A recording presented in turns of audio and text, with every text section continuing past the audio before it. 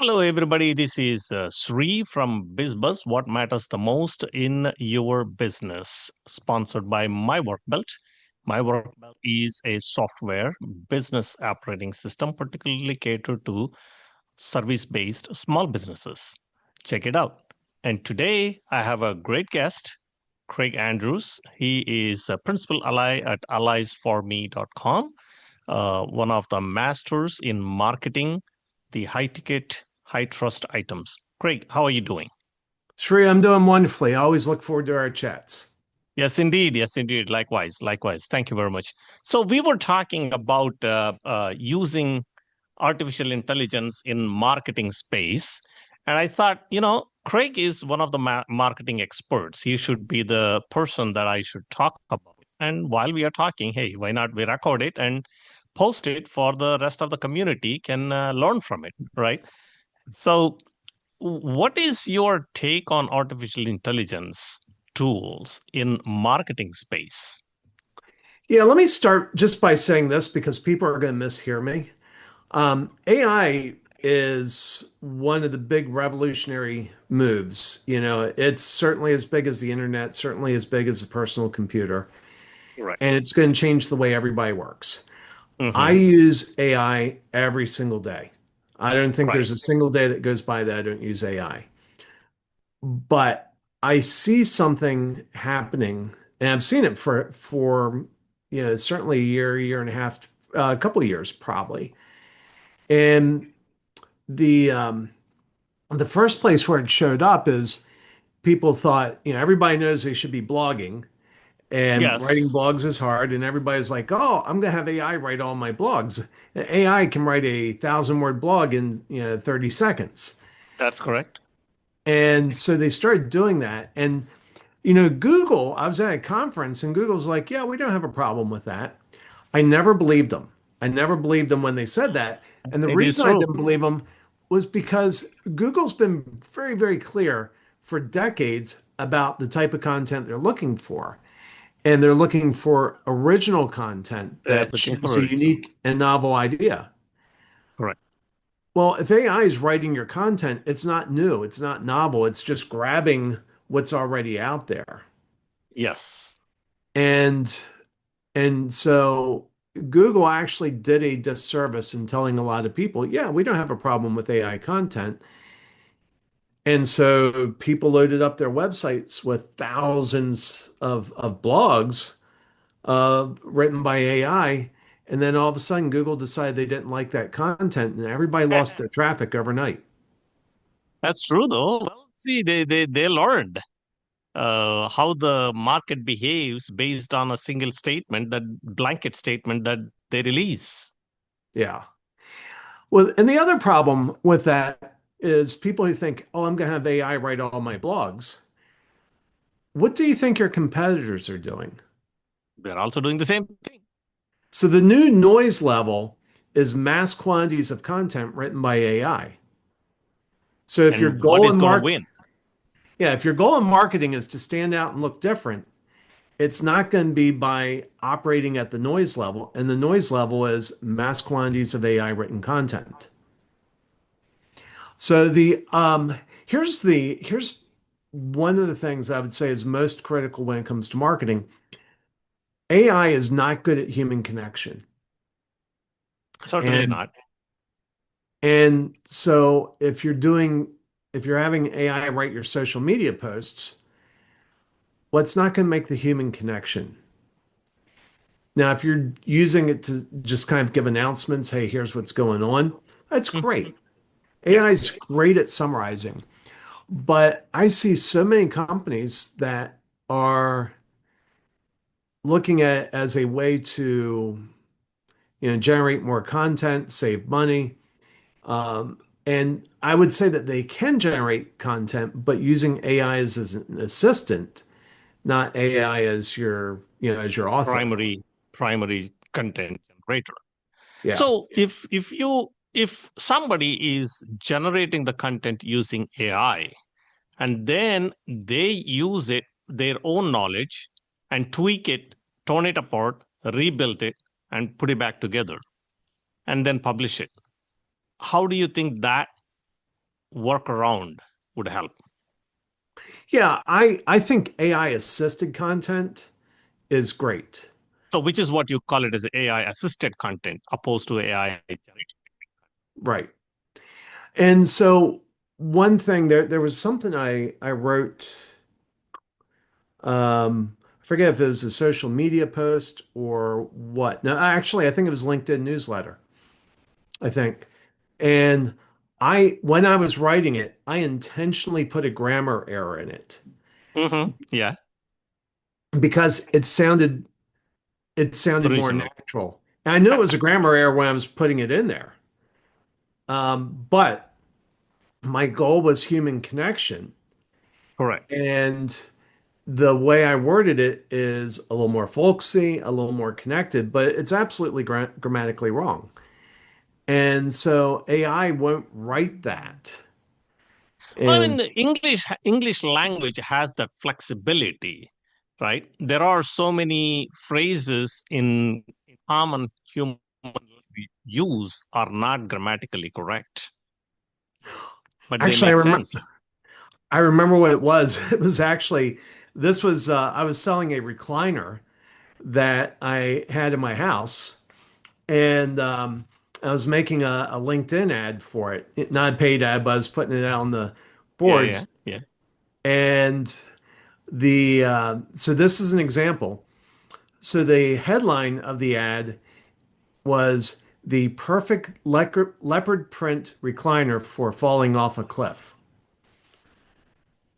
And it's a story about how I fell off a cliff in my backyard. Uh-huh. And when I came back into the house, which, if I fell down the cliff, getting back up was a little bit of a challenge, a little bit of a work. And when I got back into the house, I poured a glass of wine, took Vicodin or something, and put an ice pack on my knee, and I leaned back into this recliner. And I'm telling this story, but the place where I intentionally made the grammar error was I said something like, you never plan to fall off a cliff. I certainly did. But one day, me and my shovel, went down the edge. That's completely grammatically wrong. And I looked at it and I was like, these are the perfect words for that. Correct. Now, the end outcome of that was I put it out there. It got tons of likes, got tons of comments. And the person who ended up buying the recliner, I sold it almost instantly. Yeah, yeah. And the person who bought the recliner sent me a private message about how she wants her grandmother to sit in this recliner and hopes it's as rejuvenating for her grandmother as it was for me. That's funny. So that AI story is AI can't write that. no, it cannot write that. I sold something else this week. We're doing a little clearance in the house. We're getting ready to move, and so we're trying to get rid of some things. And I had a dual dubbing cassette deck from the 1980s, and I wrote a crazy ad for that. And not only did I sell it, but I had two buyers lined up for a cassette deck, an analog cassette deck in 2025. I had two buyers lined up within like 2 days Yeah. uh, to buy this, writing something that AI never could because it's No. about the human connection. It's about the human connection. So, what you're suggesting is in order for developing the content with which can generate the human connection, which obviously is equally important when you are doing the market sales, right? And there, the AI is a lack of skill at this point. It may evolve to provide that. We don't know. But right now, stick to the human written content. And if possible, infuse a minor mistakes to make it stand out and be able to have people who are reading your content recognize that it's humanly written and emotionally connected to them. Am I Yeah, stating it right? that's absolutely Excellent, right. excellent. So besides that, what do you suggest business owners to actually use AI for? Give me like two, three different areas that you can think of. Absolutely. And um, so with ChatGPT, you can make things called GPTs, which are, people are probably familiar with the terms prompts. Yes. Um, a GPT is basically like a pre-packaged prompt. Hmm. And it can be a little intimidating, but if you want to know how to do it, go into ChatGPT and type, how do I create a GPT to do, and then explain what you want it to do. And it will actually tell you step by step, and you just put it in. It's very, very easy.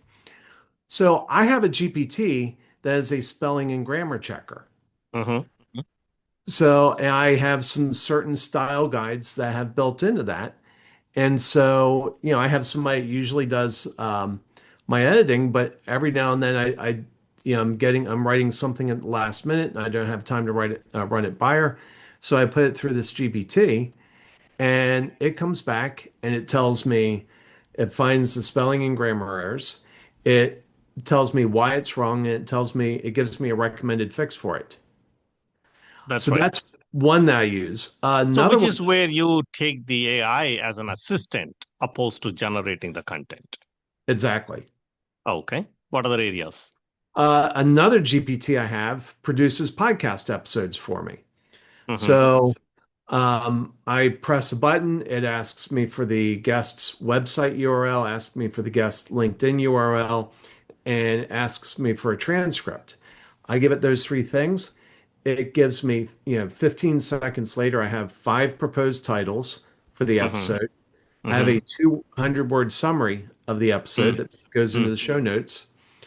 And I have a bullet list of key points with timestamps from the mm, podcast. mm, mm. Beautiful. And that would have taken me 45 minutes before. And Now, taking the AI as an assistant that gets generated right away. So now, in order for you to generate the summary and the bullet points and timestamps, do you upload the whole video or you convert the video into a text and then upload it to the GPT? What do you do? yeah, so I just upload the text, just the transcript. Transcript. Okay, gotcha, But gotcha. so in the production, where we're producing the episode, that gives me a transcript. I just feed it over to Of ChatGPT. course, of course. Here's another thing I do, and I have a GPT written for this, and anybody that's in any type of revenue role, which Hmm. includes many founders. If you're still doing founder led sales, even still, Yes. anybody needs this. And so I have a research GPT where I give it the person's name, their email, and where they're located, and it will come back. It will tell me all their. It will give me their social media profiles. Correct. Um, it will tell me all sorts of things about them. It even tells me how they could see us working together, how they could potentially be a client of my Mm, business. mm. And then you can go and you can ask it more questions. And it's amazingly powerful. I've used it. There was somebody I was trying to connect with, and I couldn't find his. Well, two examples. One, I knew which realtor I wanted to use. For some reason, I couldn't find her phone number, so I just went into that GPT and I gave her Yes. name. I said, I don't know her email. It's like, okay, where is she located? I list that. And I said, what's her mobile phone number? I get that back. I mean, this is Wow. like seconds. And, and so um, there was someone else, I was looking for their email. I went into that GPT and I said, can you find me their email? And and it pulls it out. So it's when I say I use it every day, I really use it every day. I can see that. I can see that. So, if I summarize it properly, you are suggesting the artificial intelligence is a great assistant. And if you can harness the power of AI tools, particularly you are talking extensively about ChatGPT. We are not going into hundreds of other tools that are available in the market. So, Yeah, you're suggesting don't produce the content using ChatGPT. no. Just just make the content and use the ChatGPT as an assistant. That's how we And use it. right. And more so, you are suggesting doing that is a good practice because you are away from the noise of everybody producing AI created content. And you will be having great success with the human connected content. Yep. Then use the GPTs to do the work for you. And in this case, you have given three different examples in using a GPT, which you create the GPT once. You may tweak here and there, but it is there for you to use it on a daily basis.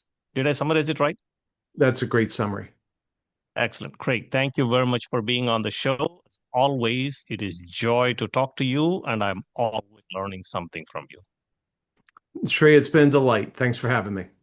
And hopefully, those listeners, you can clearly see what is the value of AI in the marketing. And particularly, we have taken ChatGPT as a AI tool, but you can use Claude, Perplexity, or Google Gemini, anyone. But the principles apply the same. Hopefully, you have taken some from this episode and apply in your business. Thank you very much, and see you on the next show.